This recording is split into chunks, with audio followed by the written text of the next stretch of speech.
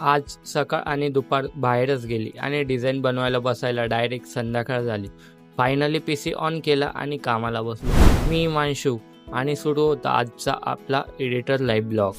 पण गरम इतकं होत होतं की आधी कूलर लावूनच बसावं लागलं. कूलरसमोर 5 मिनटं बसलो आणि होनेस्टली त्यावेळेला मला एडिटरपेक्षा एसीचा ब्रँड ॲम्बेसिडर असल्यासारखाच वाटत होतो. मग उठलो आणि फोटोशॉप ओपन केलं. साईजप्रमाणे लेयर्स घेतल्या आणि डिझाईन सुरू. पण आयडिया काही केल्या सुचतच नव्हती. मग म्हटलं चल आज पुन्हा ChatGPTचं डोकं खाऊ. त्याला 100 क्वेश्चन विचारून शेवटी माझं डोकं दुखायला लागलं. मग सरळ चहा पिऊन परत फुल मोटिवेशनमध्ये बसलो. तेवढ्यात क्लायंटचा मेसेज, भाऊ थांब थोडं वेगळं करायचं आहे.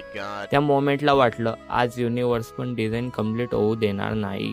मग ती डिझाईन बाय करून लगेच दुसरी डिझाईन सुरू केली. काम करता करता कधी वेळ गेला समजलंच नाही. फायनली डिझाईन कम्प्लीट करून क्लायंटला पाठवले आणि सुदैवाने यावेळी रिप्लाय आला ओके. तो मेसेज बघून वाटलं चल आज तरी सिस्टीम फेसफुल शटडाऊन होणार. ठीक आहे, मग भेटू आपण एका नवीन ब्लॉगमध्ये.